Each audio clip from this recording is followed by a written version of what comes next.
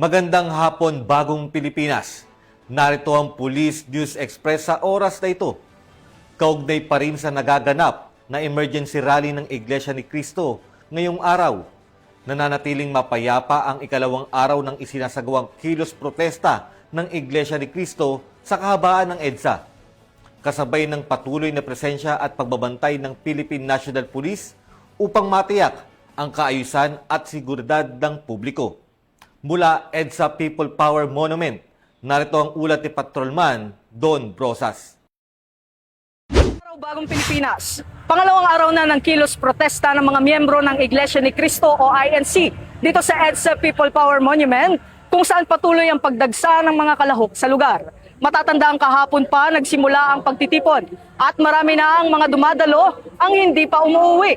Ang ilan ay nagpalipas na ng gabi sa loob ng kanilang mga sasakyan habang ang iba naman ay nagtayo na ng mga tent sa paligid ng venue. Ayon kay Police Major Hazel Asilo, tagapagsalita ng NCRPO, mula alas 8 ng umaga hanggang alas 8 ng gabi lamang ang saklaw ng kanilang permit para sa naturang aktibidad.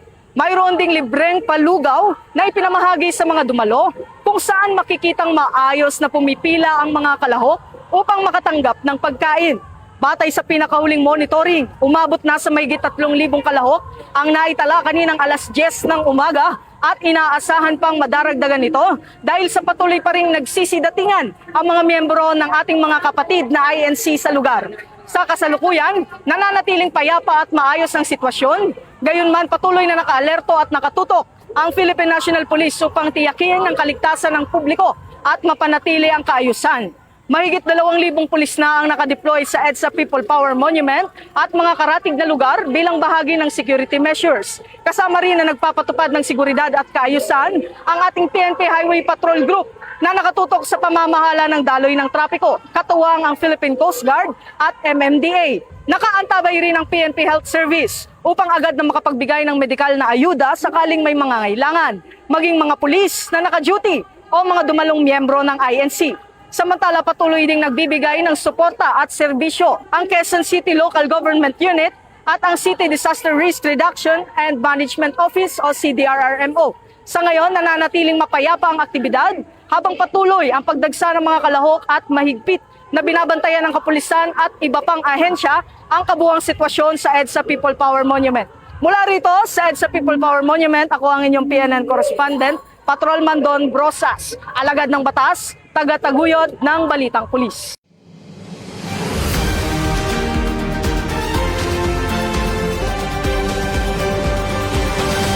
Patuloy ang maigting na pagbabantay ng Philippine National Police at iba pang kaukulang ahensya sa isinasagawang programa ng Iglesia ni Cristo kung saan nananatiling maayos ang daloy ng trapiko at mapayapa ang kabuuang sitwasyon sa lugar.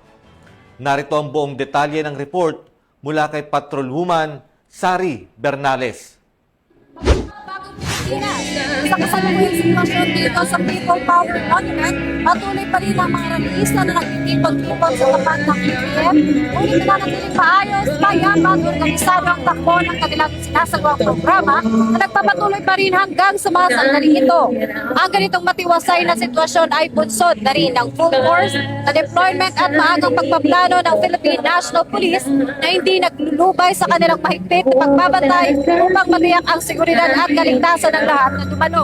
Maging ang mga mamamayan na dumadaan sa lugar, sa tulong na din ng estratehikong koordinasyon sa pagitan ng PNP, MNDA at mga traffic enforcers ng Quezon City. Grabe naman yung Matagumpay na nailatag ng maagang mga planong pag-trapiko. Kaya naman sumabi ang hindi natin sa ulo na mga motorista ang daloy ng mga sasakyan sa paligid. Ngayon naman dahil sa pagsikat at nakatutunaw ng ilang araw, patuloy ang seryosong paalala ng mga otoridad ng publiko na unahin ang kalusugan sa pamamagitan ng pagdala ng sapat na inuming tubig upang maiwasan ang dehydration, pagpipit ng payong o sombrero bilang proteksyon at ang pagbaon ng mahabang pagsansya habang mapayapang itinaraos ang malaking aktibidad na ito. At yan po muna ang pinaka-latest update mula dito sa People Power Monument. Ako po si Patrolwoman Sari Bernales. Nagbabalita para sa Police News. Talaga ng pataas na kataguyod ng balita.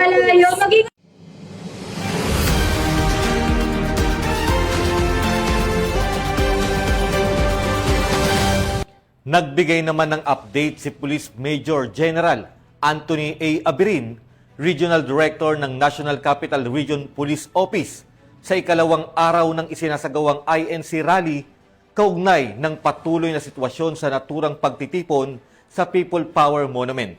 Narito ang kanyang buong pahayag. Estimate po natin ay aabot po ng 4,000 po ngayon. Hindi pa po kabilang doon yung mga nagsatago doon sa lilit kasi as you can see, napakainit. How about po yung mga police natin? Ilan naman ang total deployment? Police po natin, overall deployment po natin ay aabot po ng 7,000. We have to understand yung deployment po natin, hindi lang po dito sa People Power Monument. Mag-deployment din po tayo sa Malacanang, sa Manila, at saka dito sa Maynila naman. So, dito sa People Power Monument, 3,000 po. Kumusta sir ang update? Wala kahapon medyo mainit. Ngayon ba sir mainit yung situation between the police and the INC? Ngayon ba sir kumusta? Peacefully po ba sir? Because of the issuance of the permit, talagang in-invoke natin na dapat yung preconditions po na nakalagay po doon, yung mga agubilin or condition ay dapat na masunod. So, doon po nagkatalo. Kahapon kasi is wala pong permit na na-issue. But we have to observe maximum tolerance. Anin, nakalagay po sa permit na dapat walang nakapalagpak po dyan ng mga yan. So we ask the attention ng mga leaders nila para pumunta mismo doon para sabihan yung mga kasama.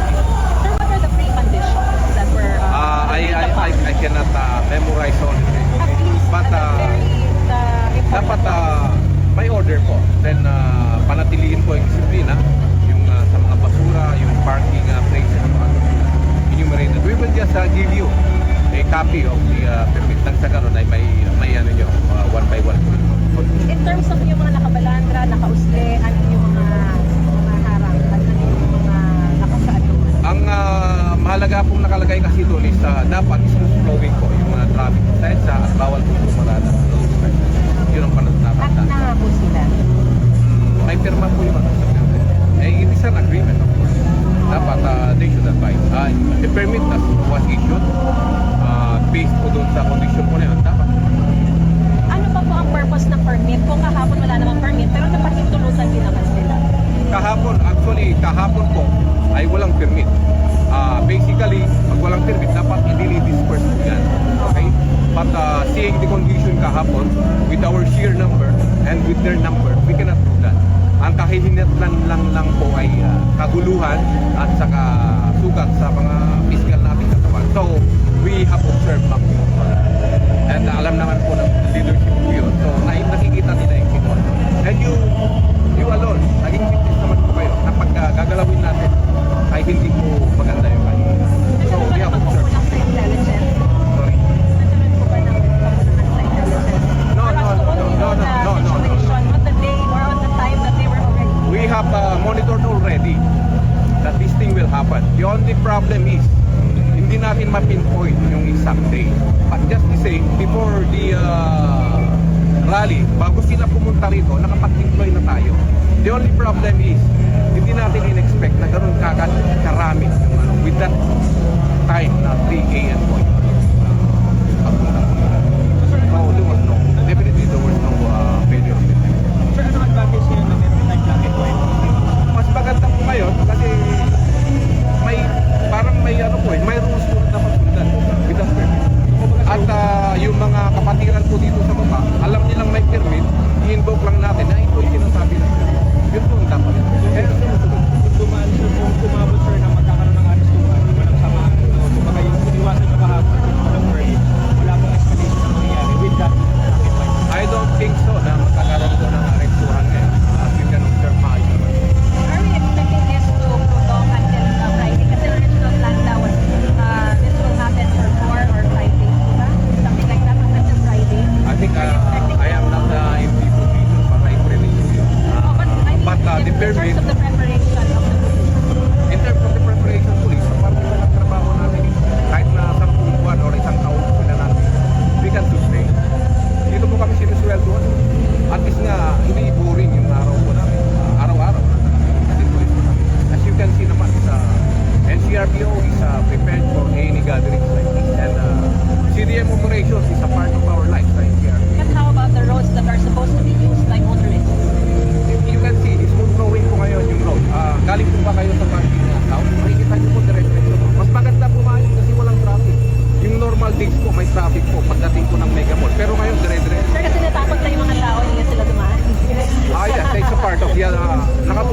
advisory natin na iwasan po yung EDSA. So, mas magandang mag-travel ngayon sa EDSA kaysa sa Skype. All I can. Sir, any personality that we are expecting to come ngayong maghapon sa programa nila? Sa totoo lang, hindi ko po nasusubaybayan yung programa. What is important is ground management. For me, as the regional director, yun pang sinusubaybayan. Yung sa, hindi ko naman pinakikialam sa programa. Sir, so just a clarification, yung permit nila is until 8 p.m. Para kung halimbawa gusto nila ipagpatuloy, there should be a black and white na permit ulit before sila mag-extend? Or baka mamaya may lalabas na naman. Let's wait and see until before 8 p.m. basta pahinitulutan lang agad permit? It's up to the Quezon City government kung may tulan mag-conduct ng program. Any unearned incident that has been As of, recorded so far? Wala pa po toward incident. Siguro 5 minutes from now baka magkaroon ako ng toward incident kasi mainit saka mag-vlog. Thank you, sir.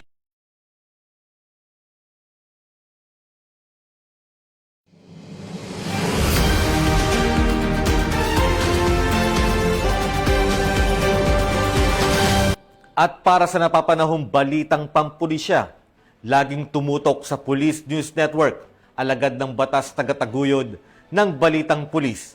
Ako po si Patrolman Lubimir Julian, nagbabalita para sa Police News Express, bagong PNP para sa bagong Pilipinas, serbisyong mabilis, tapat at nararamdaman.